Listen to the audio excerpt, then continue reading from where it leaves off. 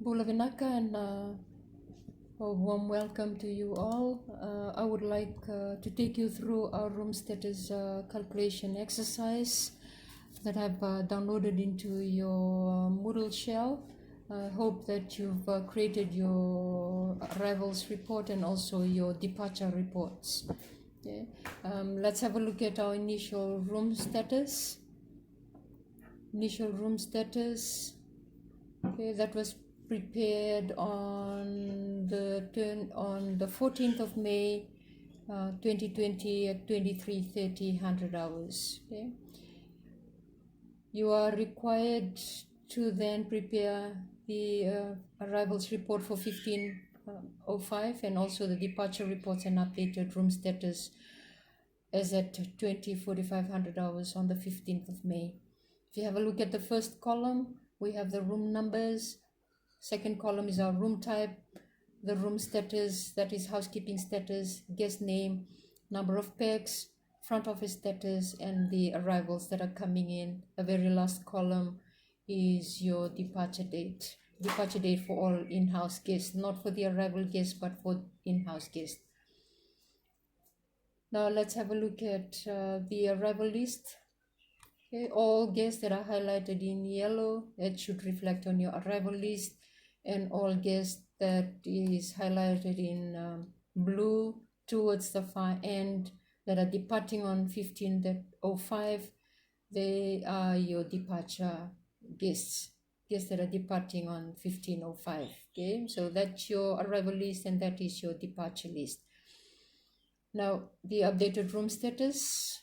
If you have to create your updated room status, be mindful of the time that we are updating our room status. It's at 20:45 hours in the evening. So therefore, if you have a look at the arrivals, you have two guests that are still yet to arrive. Matthews arriving at 2300 hours and Berth arriving at 22:44 hours. So you will still have those guests reflected on your arrival list. Okay, so no changes to that, but the rest of the guests that are arriving, they are currently in-house. Now that we are updating our room status at 20:45, those guests on the arrival list, except for the two guests, everyone will be in-house. Okay, so all in-house guests. If we have a look at the very first guest, Mark Bloom, room 2002. Now that Smith had checked out of the hotel, we have Bloom that is currently in-house. So have a look at your updated room status. It should reflect Bloom's name. So on your updated room status, all guests that is on your departure, it shouldn't be appearing on your updated room status. All guests that is on arrivals due to check into those departure rooms, it should be reflected on your updated room status, except for the allocated arrivals. Okay, 2300 hours and 22:45 hours. Okay, now that is our arrival list. Our updated room status. Okay, room 2008. Room 2013, those are arrival because they had arrived way before 20:45 100 hours, and hence they are reflected on your updated room status. Okay, James Brandberg. And the rest of the guests, you will notice that no changes because of their departure time, departure date. It's not affecting the updated room status. Okay, the only changes are the ones that are departing on 15:05, and also they are arriving to the hotel on 15:05 because we are creating an updated room status for 15:05. Okay, the rest of the guests still the same, no changes. Okay, so make sure that you update your number of packs because you will use that for your existing guests for your calculations. And the other changes is the out of order room. Okay, out of order room 2012, it's now being released. Okay, at 3:15 p.m. and we just need our housekeeping team to service those rooms the next day. So 2012, it should be vacant dirty. It's still dirty because it's just been released by maintenance for housekeeping to service the rooms. Whereas the other room numbers, 2003, let's have a look at 2003 and 2004. The guests have checked out of the hotel.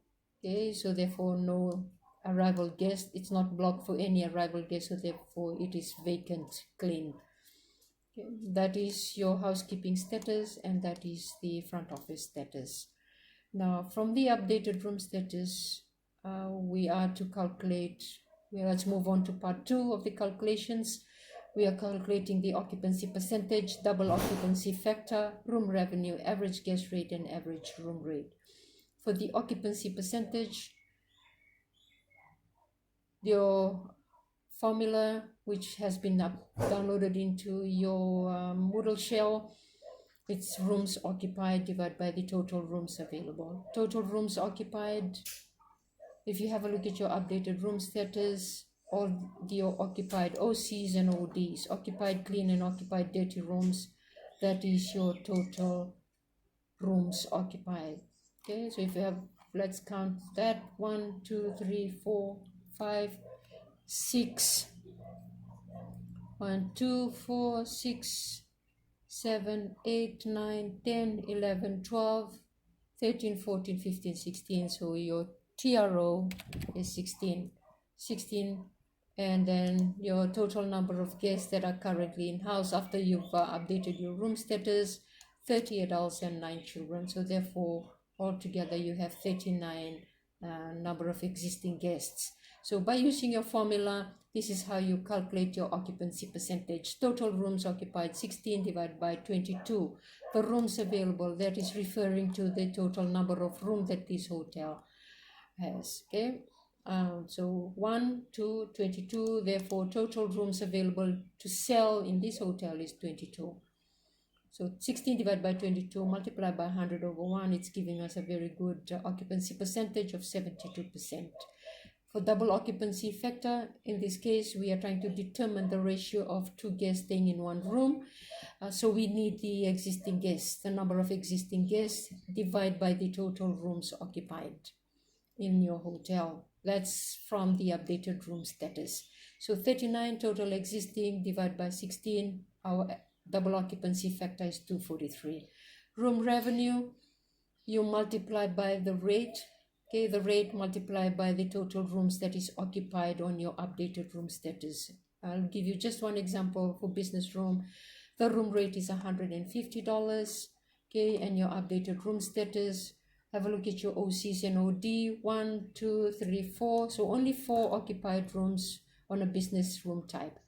So therefore $600. And then executive $950. Superior $1750. Okay, I hope you got that.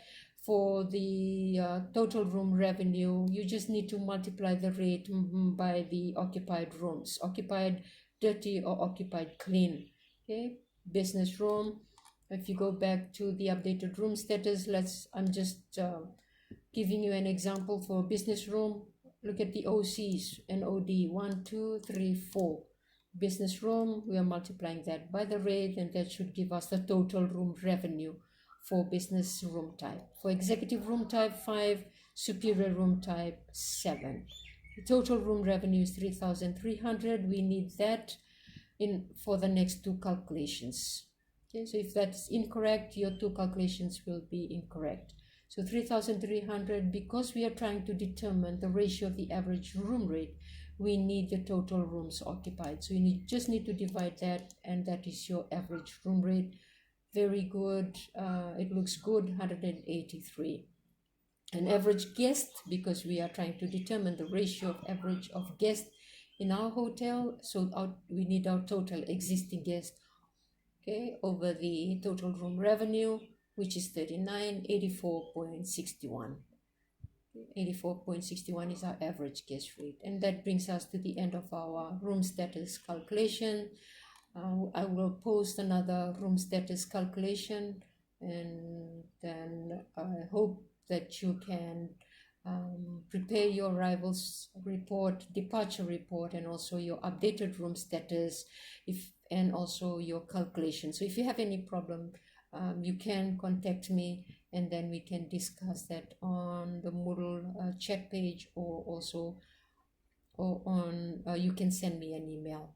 Thank you, everyone, and have a nice afternoon. Thank you.